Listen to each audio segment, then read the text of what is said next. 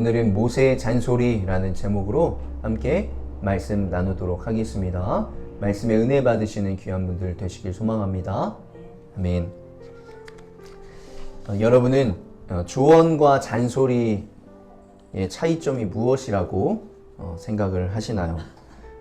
인터넷에 이 조언과 잔소리에 대한 그런 차이점을 가지고 의견이 분분합니다.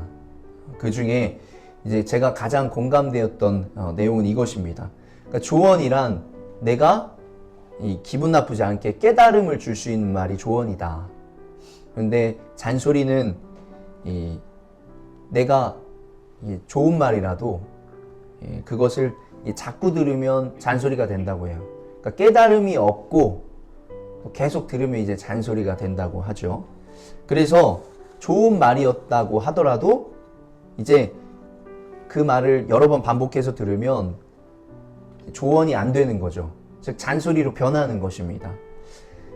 좋은 말이지만 이제 부모님이나 가족들 아니면 자기에게 정말 가까운 사람들이 본인한테 잘 되라고 하는 말들이 있잖아요.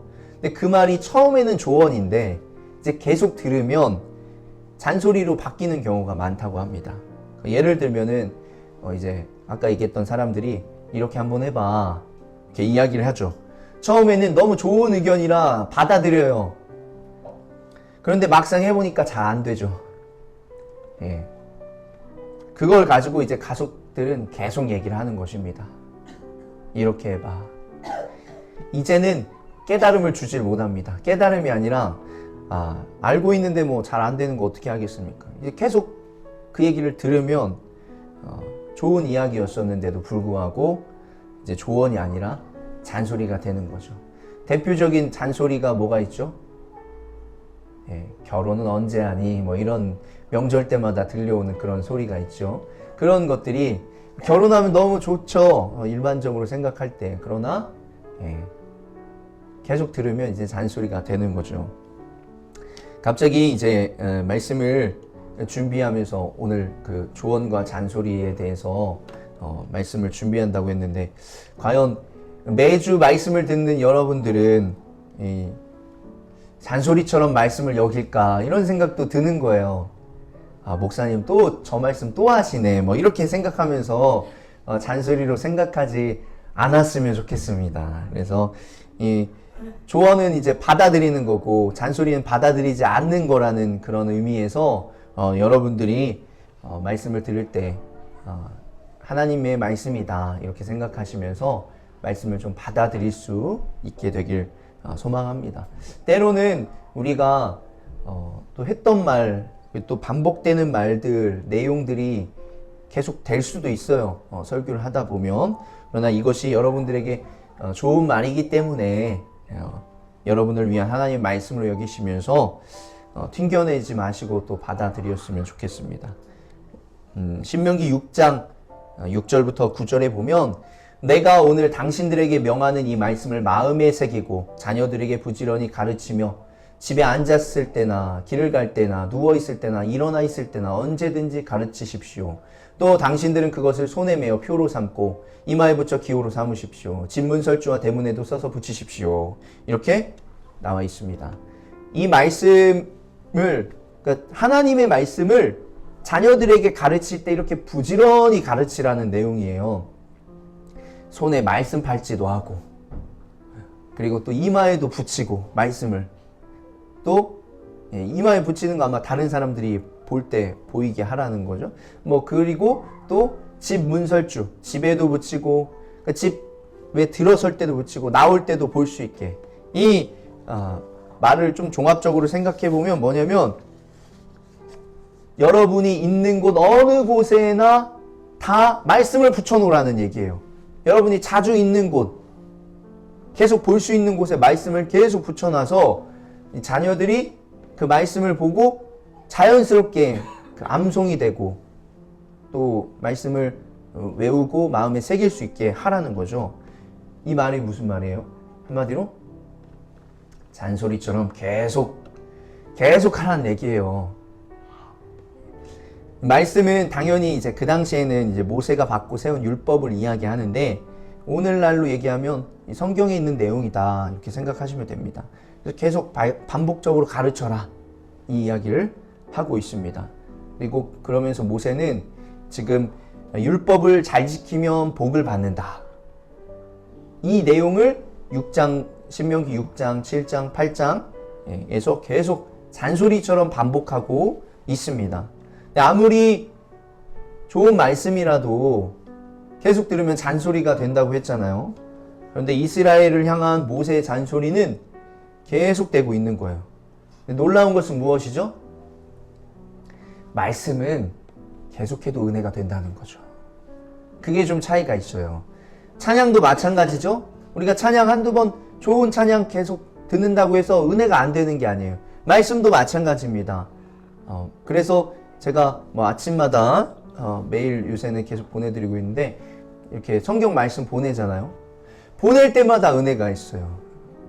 말씀이 계속 어떻게 보면 반복되는 내용이고 또 비슷비슷한 내용일 수 있지만 말씀은 늘 우리에게 은혜가 된다는 거죠. 그렇기 때문에 잔소리처럼 계속해도 된다. 이것을 이야기하고 있습니다. 그래서 오늘은 이 모세가 이 복을 받는다라는 내용으로 계속 잔소리처럼 말씀을 전하고 있는데 우리가 이 말씀 율법을 행하면 복을 받는다 라고 했는데 율법을 행할 수 있는 구체적인 것들이 무엇이 있는지 한번 간단하게 좀 살펴보기를 소망합니다. 먼저 어떤 복을 받냐? 율법을 지켜 행하면 그것부터 한번 나눠보도록 하겠습니다. 신명기 7장 12절에 당신들이 이 법도를 듣고 잘 지키면 주 당신들의 하나님도 당신들의 조상에게 맹세하여 세우신 언약을 지키시고 한결같은 사랑을 베푸실 것입니다. 또 당신들을 사랑하고 복을 주셔서 번성하게 하실 것입니다. 당신들에게 주시겠다고 당신들의 조상에게 맹세하신 땅에서 당신들에게 복을 주셔서 자식을 많이 보게 하시고 땅에 복을 주셔서 열매와 곡식과 새술과 기름을 풍성하게 내게 하시고 소와 양에게도 복을 주셔서 새끼를 많이 낳게 하여 주실 것입니다. 자녀의 복, 땅의 어떤 복으로 인한 많은 소출, 그리고 소와 양이 또 늘어나는 이 가축 재물에 또 불어남이 있다 이야기를 하고 있습니다. 그 다음에는 또 어떻죠? 당신들은 어느 때보다 어느 백성보다도 더 복을 받을 것이며 당신들 가운데 아이를 낳지 못하는 남녀가 없고 당신들 짐승 가운데 새끼를 낳지 못하는 암수가 없을 것입니다. 주님께서 모든 질병을 당신들에게서 멀리 떠나가게 하시며 이미 이집트에서 당신들이 알고 있는 어떤 나쁜 질병에도 걸리지 않게 하여 주실 것입니다. 그러나 당신들을 미워하는 사람은 모두 그러한 질병에 걸리게 하실 것입니다. 질병에 걸리고 안 걸리고가 굉장히 중요합니다. 이 당시에 질병들은 다 생명을 앗아갈 정도의 위험한 질병들이었어요. 오늘날은 뭐 간단한 병들은 금방금방 고친다고 하지만 생명을 앗아갈 정도의 질병에는 걸리지 않으면 더 좋겠죠. 이런 질병들로부터도 고쳐주신다는 것이에요. 그리고 자유롭다. 한마디로 건강하게 계속해서 살아갈 수 있다는 게 우리에게 얼마나 큰 축복인지 모릅니다. 그 다음에 20절, 21절에 또한 주 당신들의 하나님을 말벌을 그들 가운데 보내시어 아직 살아남은 사람들과 당신들을 피하여 숨은 사람들까지도 멸하실 것입니다. 당신들은 그들을 두려워하지 마십시오. 당신들 가운데 계신 주 당신들의 하나님은 진정으로 두렵고 위대한 하나님이십니다. 가나안에 있는 사람들을 이제 가서 정복해야 되는데 그 사람들을 이기게 만들어 주신다라는 거죠. 이 내용이 우리가 적용해 보자면 사실 우리를 제일 힘들고 어렵게 하는 사람들은 사람들입니다. 사람들이 우리를 제일 힘들고 어렵게 만들어요. 근데 그 힘들고 어렵게 만드는 사람들로부터 또 지켜주신다라는 거죠. 이렇게 우리가 적용해 보면 좋을 것 같습니다. 그래서 우리가 어떤 복을 받는다는 거예요? 말씀을 지키고 율법대로 행하면 우리의 재물이 늘어나고 자녀들이 또 복을 받고 자녀들도 또 축복을 받는 그런 일들이 일어나고 또 질병으로부터도 또 우리를 힘들게 하고 어렵게 하는 사람들로부터도 지켜주신다. 이러한 복을 주신다라는 것이에요. 조건이 무엇이죠? 7절. 7장 12절. 당신들이 이 법도를 잘 듣고 잘 지키면입니다. 그러면 구약시대로 이야기하면 이 법들은 율법을 이야기하는 것이고, 아까 말씀드렸죠? 오늘날 이 성경에 나와 있는 말씀을 잘 듣고 행하면, 순종하면 이라는 것입니다. 이것을 좀 다른 말로 말씀을 드릴게요. 무엇이냐면 출애굽의 생활, 그리고 광야에서의 생활, 그리고 가나안 땅에 들어가게 하는 것은 하나님의 은혜로 된 거죠. 하지만 가나안 땅에서의 삶을 유지하기 위해서는, 그 축복된 삶을 유지하기 위해서는 율법을 지켜야 된다는 것이에요. 이해가 되시나요? 들어가게 하는 것은 하나님의 은혜지만 그 안에서 축복된 삶을 살기 위해서는 율법을 지켜 행해야 된다는 거예요. 우리의 상황에 대해서, 우리가 적용할 수 있는 것에 대해서 다시 한번 말씀드리자면, 우리는 구원은 하나님의 은혜로 됐어요. 구원받는 것은 우리가 믿음으로 하나님을, 예수님을 나의 구원자, 나의 구주로 고백만 하면 은혜로 우리가 구원을 받았다는 거예요. 우리가 한 게 별로 없어요. 믿음으로 고백하는 것, 물론 그것도 어렵다라고 할 수 있겠지만 그것은 말만 하는 것이고, 마음으로 믿기만 하는 것은 그렇게 어려운 것은 아니에요. 그런데 우리의 삶이 구원받은 것으로서 끝나지 않잖아요. 마치 이스라엘 백성이 가나안 땅에 들어가는 것으로 끝나는 게 아니잖아요. 들어가면 끝인가요? 그 안에 가나안 사람들이 있고, 또 거기 안에서 뭐 농사도 짓고 또 목축도 하면서 또 지내야 되잖아요. 구원받은 사람들도 마찬가지라는 거예요. 구원받았지만 여전히 우리의 삶 가운데는 남은 삶이 있어요. 그 삶을 하나님의 복을 받으며 살아가기 위해서는 어떻게 된다는 거예요? 말씀을 잘 듣고 잘 행해야 된다. 잘 지켜야 된다라는 거예요. 물론 하나님의 복이 항상 이렇게 말씀처럼 이상적인 복이 아닐 수도 있겠지만, 적어도 오늘 말씀에서는 어떤 것을 이야기하고 있는 거예요? 복은 재물의 복, 자녀의 복, 건강의 복, 사람들로부터의 보호의 복을 받을 수 있다는 거죠. 이런 복을 받을 수 있다면 얼마나 좋겠습니까? 근데 말씀을 읽고 순종하면 복을 받을 수 있다는 거예요. 다시 말해서 우리가 구원받은 삶에, 구원받은 이후의 삶은 여러분이 하나님의 말씀을 얼마나 가까이 하고 있냐, 얼마나 순종하고 있냐에 따라서 달라질 수 있다는 거예요. 구원은 거저받은 선물이지만 이후의 삶은 우리가 얼마나 치열하게 말씀 가운데 말씀대로 살아가고 있냐로 달라질 수 있다라는 것입니다. 이것에 대해서 우리가 한 3가지 정도로 말씀을 드리고 싶은데요. 첫 번째는 예배의 준수입니다. 율법 준수라는 단어가 있어서 제가 한번 준수를 넣어서 말씀을 해봤는데, 예배의 준수입니다. 같이 한번 따라해볼까요? 예배를 준수합시다. 예배를 준수합시다. 말씀에 순종하는 것, 가장 기초적이고 기본적인 게 뭐냐면 예배를 드리는 것이에요. 그 중에서도 가장 기본이 뭐죠? 주일 예배죠. 하나님을 믿는다는 사람이 당연히 하나님을 예배드리는 사람입니다. 그러니까 하나님을 믿는다는 것은 하나님을 예배하는 것이다. 우리가 어떤 지금 예배를 드리는 것, 하나님을 믿는 것, 이런 부분에 대해서 이야기를 하는 것이 아니라 하나님의 복을 받는 것에 대해서 지금 이야기를 하고 있어요. 그러니까 구원받는 자에서 복을 받는 자로 나아가기 위해서 가장 해야 되는 것, 가장 기초적인 것, 기본적인 게 주일 예배를 드리는 것이다. 주일 예배도 안 드리는 사람이 평소에 말씀을 읽는다, 기도를 한다, 매우 드문 일이다.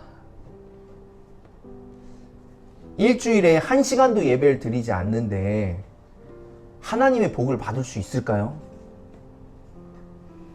왜 가장 기본적인 거라고 말씀을 드리냐면 예배 드리는 게 제일 쉬워요. 여러분 와서 뭘 얼마나 노력을 합니까? 예배 드리기 위해서. 그냥 와서 앉아 있으면 되는 거잖아요. 시간만 내면 되는 거예요. 굉장히 쉬워요. 그렇기 때문에 이게 가장 기본적이고 기초적인 것이라고 이야기를 하는 것이에요. 몸만 오기만 하면 되고 온라인 예배는 틀어놓기만 하면 되는 거예요. 그 다음부터가 이제 어려운 것이에요. 그렇기 때문에 여러분들에게 예배라도 꼭 드리시라. 그래서 내가 정말 예배는 반드시 드린다. 이게 또 그나마 쉬운 게 뭐냐면 우리 몸에 배면 습관이 되잖아요. 그러면 습관이 되기 때문에 예배 드리는 게 그렇게 어렵지 않습니다. 예. 이 습관 들이기까지가 어려운 거지 습관이 들면 예배 드리는 것이 그렇게 어렵지 않다라는 거예요. 그래서 여러분들이 꼭 주일 예배는 꼭 드렸으면 좋겠습니다. 여기 계신 분들에게는 조금 해당 사항이 없을 수도 있겠지만 우리 또 말씀 전체적인 부분에 있어서 그렇다라는 것을 기억해 주시면 좋을 것 같고, 두 번째는 말씀을 읽고 묵상하고 실천해야 합니다. 예, 같이 한번 따라해볼까요? 말씀을 준수합시다. 말씀을 준수합시다. 이 당시에 아까 율법은 뭐라고 할 수 있어요? 십계명이라고 할 수 있고, 또 율법에 대해서 해라 하지 말아라 해서 613개의 그 율법 조항이 있습니다. 그러니까 모세는 이것을 이야기하는 거지만 우리는 이제 성경 전체를 이야기하는 것이에요. 그런데 이렇게 말할 수 있어요. 목사님, 지금은 율법 시대가 아닙니다. 지금은 어떤 시대죠? 지금은 은혜 시대예요. 은혜로 구원받는 시대고 또 성령 시대예요. 성령님이 운행하시는, 역사하시는 시대라는 거예요. 그런데 왜 율법을 지켜야 된다고 말씀하시나요? 맞죠? 율법은 죄를 깨닫게 하는 것이다. 이렇게 이야기하고 있어요. 구원과는 그러니까 거리가 있고 죄를 깨닫게 하는 것입니다. 그 구원은 예수 그리스도를 믿음으로 우리에게 주시는 것이죠. 그런데 율법과 구원이 전혀 상관이 없냐? 그렇진 않다는 거죠. 구원받은 사람은 율법이라고 할 수 있는 하나님의 말씀을 묵상하고 실천하고 노력하는 사람이다라는 거예요. 구원받은 사람이 어떤 율법이 행위적인 거라고 여러분이 생각한다면, 생각해보자면 구원받은 사람이 예배도 안 드리고 하나님의 말씀대로 살아가려고 노력도 하지 않는다. 이게 앞뒤가 안 맞는다는 거예요. 적어도 뭐 다 죄를 짓고 살아가지 않는다 이렇게까지 말할 수는 없지만 죄에 대한 민감성, 예민은 해야 된다. 적어도 예민은 하다는 거죠. 말씀대로 살려고 노력하고 죄를 짓지 않으려고 노력은 한다는 거예요. 출발선상은 다를 수 있어요. 내가 말씀을 아는 지식이 다를 수 있고 또 내가 말씀을 보는 어떤 시간 이런 것들은 다를 수 있죠. 그렇지만 지금 내 상황에서 노력을 하냐 안 하냐는 또 다른 문제다라는 거예요. 아무런 노력을 하지 않는 사람은 오늘 말씀에 비춰서 볼 때 하나님의 복을 받을 수 없다. 그런데 또 뭐 율법이 뭐고 뭐 또 하나님의 말씀이 뭐예요? 하나님의 말씀을 지키려고 해도 너무 성경이 너무 많잖아요. 뭐 이렇게 이야기하시는 분들도 있잖아요. 예. 그래서 많다고 하시는 분들은 성경을 잘 모른다는 그런 이야기를 돌려서 하는 거기도 한데 아무튼 잘 모르는데 말씀을 아는 방법, 알 수 있는 방법은 하나밖에 없습니다. 읽고 공부하는 것밖에 없어요. 예. 인터넷에서 나오는 것처럼 물론 뭐 그래서 뭐 공부하는 데를 찾아가라는 얘기는 아니고 목사님의 지도에 따라서 성경 인터넷 뭐 유튜브나 이런 채널에서도 공식적인 기독교 채널이 있어요. 그런 곳에서 또 말씀을 배워도 좋아요. 그러니까 말씀을 배우고 읽고 해야만 말씀을 알게 되는 것이지 그냥 알 수는 없어요. 그러니까 시간을 투자해서 우리가 노력을 해야 된다는 말이죠. 노력을 하지 않으면 말씀을 알 수가 없다는 거예요. 예. 말씀대로만 살기만 하면 복을 받는다는데 말씀이 뭔지를 알아야 되지 않겠습니까? 예. 그래서 다시 조금 원점으로 와서 보면 말씀 잘 모르겠습니다. 저는 성경 읽는 게 너무 어려워요. 습관이 안 돼 있어요. 이렇게 하시는 분들은 예배라도 더 많이 드리면 됩니다. 왜요? 예배 안에 말씀이 다 들어있기 때문이에요. 예배만 잘 드려도 신앙의 연수가 차면 어떤 말씀이구나 라는 것을 점점 알게 돼요. 그래서 이제 가장 기초적인 게 예배고 그 다음에 읽고 묵상하는 것이다 라는 거예요. 그 말씀을 읽고 묵상하기가 힘들다. 그러면 아까 어떻게 하라고 했죠? 보이는 곳에다 잔뜩 써놓으라는 거예요. 말씀을 여러분이 계속 있는 데에다가 말씀을 써놔요. 말씀 달력도 있고 말씀도 뭐 이렇게 써놓을 수 있잖아요. 그래서 잔뜩 써놔서 내가 이제 또 알고 암송이 된다, 새겨진다 하면 또 다른 말씀 써놓기도 하고 이렇게 하면서 여러분 생활 곳곳에 말씀이 있게 되기를 그러면 자연스럽게 말씀이 새겨진다라는 거죠. 그래서 예배도 잘 드리고 또 말씀 묵상하고 실천하면서 하나님의 복을 받는 분들이 되시길 소망합니다. 우리 큐티도 하잖아요. 그래서 하루에 한 장도 안 돼요. 하루에 한 페이지는 꼭 읽고 묵상할 수 있는 여러분들이 되시기를 소망합니다. 여기에 마지막으로 추가적으로 하나 더 드리고 싶은 말씀이 있는데요. 복을 받았으면 교만하면 안 됩니다. 같이 한번 따라해볼까요? 겸손합시다. 17절 18절에 당신들의 마음속으로 이 재물은 내 능력과 내 손의 힘으로 모은 것이라고 생각할 것 같아서 걱정이 됩니다. 그러나 주 당신들의 하나님이 당신들의 조상들에게 맹세하신 그 언약을 이루시려고 오늘 이렇게 재산을 모으도록 당신들에게 힘을 주셨음을 당신들은 기억해야 합니다. 바라고 원합니다. 무엇을? 여러분들이 하나님과 사람들에게 인정받고 또 사랑받는 분들이 되면 좋을 것 같습니다. 그런 이유에 여러분들이 하지 않아야 될 것이 무엇이라는 거죠? 내가 내 능력과 내 힘으로 했다! 이렇게 생각하지 않아야 된다는 거예요.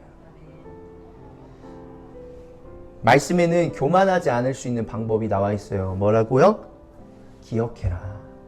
누구를? 하나님을 기억해라. 여러분이 한 것, 여러분이 이룬 것은 맞아요. 여러분이 했으니까 여러분이 이룬 거죠. 그렇지만 여러분에게 그 능력과 그 달란트를 주신 분은 하나님이시다라는 거예요. 우리가 예배도 잘 드리고 말씀을 실천하는 삶을 살아서 하나님께서 주신 축복이다 라는 것을 기억하시기 바랍니다. 제가 오늘은 좀 그래서 다른 각도로 하나 더 말씀을 드리길 원하는데요. 그렇게 하나님, 나의 모든 축복이 하나님으로부터 온다라는 이 것이 여러분의 고백이 된다면 이런 고백도 할 수 있다는 거예요. 무엇이죠? 나의 모든 것은 하나님으로부터 온 것입니다. 여러분의 모든 것은 하나님께서 주신 것이죠. 우리 몇 주 전에 욥이 고백했죠. 주신 분도 하나님이시오. 이렇게 고백했죠. 여러분에게 주신 분이 하나님이다라는 거예요. 그러면 이런 믿음의 고백을 할 수 있는 사람들은 또 무엇을 할 수 있죠? 헌금을 할 수 있다는 거예요. 헌금은 믿음의 고백입니다. 믿음의 실천이죠. 저 개인의 의견이지만 믿음이 없는 사람들은 저는 절대로 11조 못한다고 생각합니다.